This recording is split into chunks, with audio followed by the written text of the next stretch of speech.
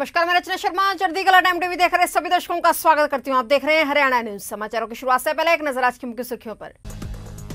किसान कल करेंगे 24 घंटे के लिए केएमपी जाम। किसानों के आंदोलन को हुए 134 दिन।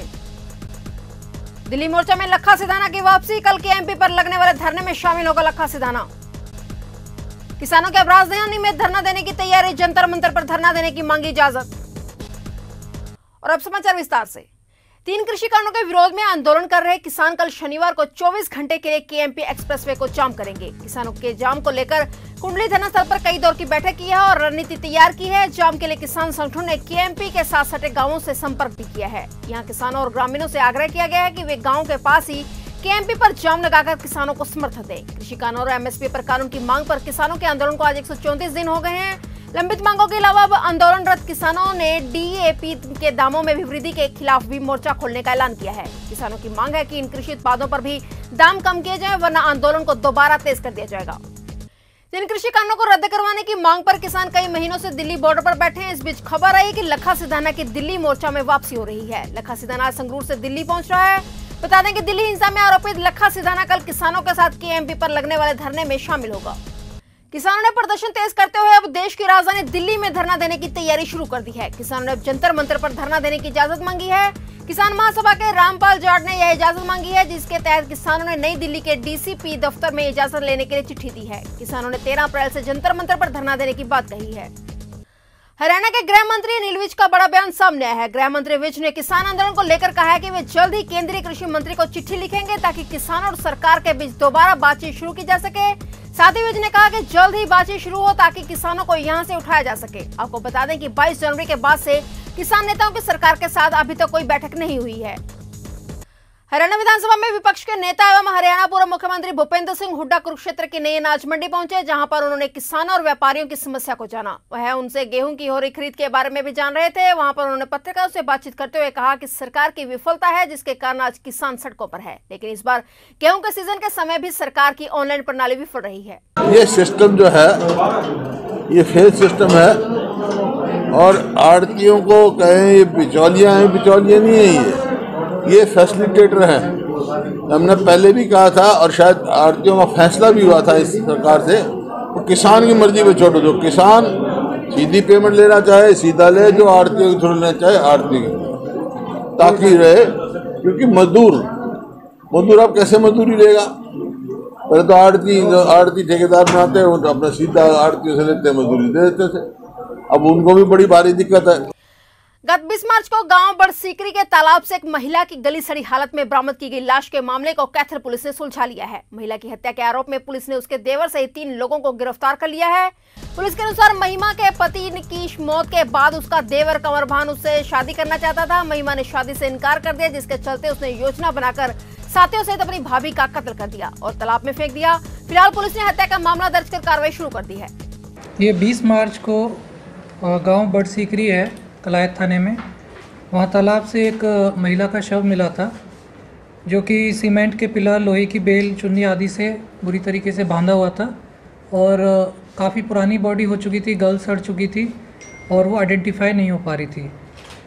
उसमें पुलिस ने, थाने की पुलिस ने और सीआईए ने अच्छा काम करते हुए उस बॉडी को आइडेंटिफाई भी किया है। साथ ही साथ आरोपी जिन्होंने उसका मर्डर किया है उसको पुलिस ने गिरफ्तार करने में सफलता प्राप्त की है।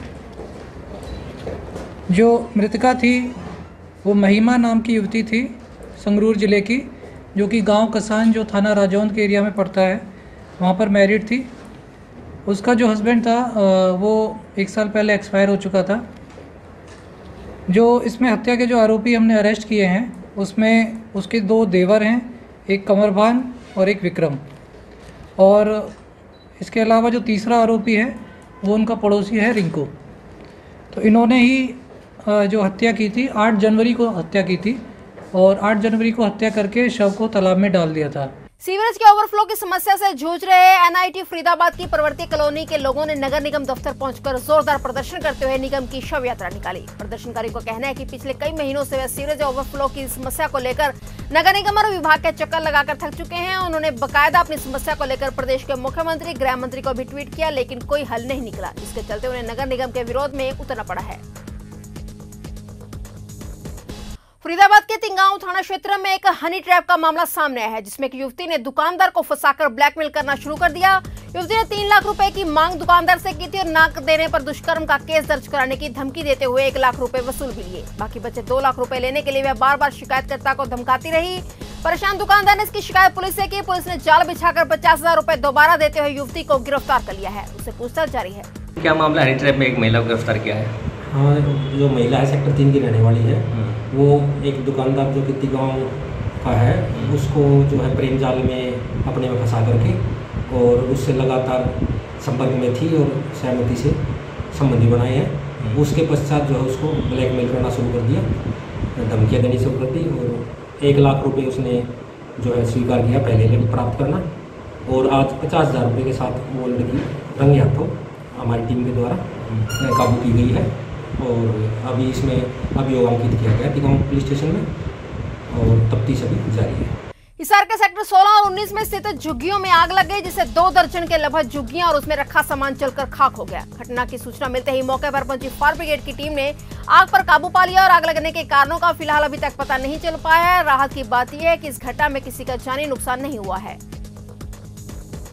हरियाणा वाटर पंप ऑपरेटर संघर्ष समिति के बैनर तले ग्रेड पे 2400 करने की मांग को लेकर प्रदेश भर के पंप ऑपरेटर गुरुवार को सीएम सिटी में पहुंचे। सरकार के खिलाफ जमकर नारे लगाए और जल्द से जल्द ग्रेड पे 2400 करने की मांग उठाएगी। जिला सचिवालय के सामने चल रहे पीडब्ल्यूडी कर्मचारियों के धरनास्थल पर पंप ऑपरेटर शाम तक बैठे रहे। उन्होंने कहा कि यूनियन की मुख्य मांगों में सभी प्रकार के कच्चे कर्मचारियों, टर्म पॉइंट समेत पंचायती पंप ऑपरेटरों को एक मुश्त नीति बनाकर रेगुलर किया जाए। कलायत के वार्ड 12 की पार्षद निशु सिंगला के पति संजय सिंगला का पश्चिम बंगाल के सिलीगुड़ी में अज्ञात लोगों द्वारा अपहरण कर लिया गया है। संजय सिंगला के परिजनों ने आरोप लगाया कि यह अपहरण नगरपालिका के मौजूदा चेयरमैन की शय पर करवाया गया है। संजय सिंगला साथी पार्षदों व पार्षद प्रतिनिधियों के साथ पश्चिम बंगाल घूमने गए थे, जहां सिलीगुड़ी में कल शाम को उनका अपहरण कर लिया गया। कलायत डीएसपी दफ्तर पहुंचे संजय के परिजनों व रिश्तेदारों ने मांग की है कि इस घटना के बाद सभी बाकी पार्षद खौफ के साए में हैं और उन्हें भी सुरक्षा उपलब्ध करवाई जाए और संजय को सही सलामत वापस लेने के लिए कार्रवाई की जाए। उधर डीएसपी सुनील ने कहा है कि वे पश्चिम बंगाल पुलिस के संपर्क में है और मामले की जांच जारी है। 12 अप्रैल को नो कॉन्फिडेंस मोशन लाया गया था, उसके संबंध में 12 अप्रैल को चुनाव होना है नगर पालिका में। तो कुछ एमसीज वेस्ट बंगाल में गए होंगे सिलीगुड़ी में, तो उसमें से जैसा कि इनके परिवार वालों ने हमारे को बताया कि वहाँ वेस्ट बंगाल में रात को निशु सिंगला के पति का किडनैप कर लिया है किसी बंदों ने, दूसरी पार्टी वालों ने। जो इनकी तरफ से एलिगेशन लगाए जा रहे हैं कि दूसरी पार्टी वालों ने, जो चेयरमैन है करंट में, उनके पति ने वहाँ किडनैप करवा लिया है। तो इस संबंध में हम जांच कर रहे हैं और इस संबंध में मेरी वेस्ट बंगाल में कंसर्न एसएचओ से भी बात हुई थी। उन्होंने उसके संबंध में एफआईआर दर्ज कर ली गई है और इन्वेस्टिगेशन की जा रही है। फिलहाल हरियाणा न्यूज में इतना ही। तब तक के लिए देखते रहिए चढ़ती कला टाइम टीवी और मुझे दीजिए इजाजत। धन्यवाद।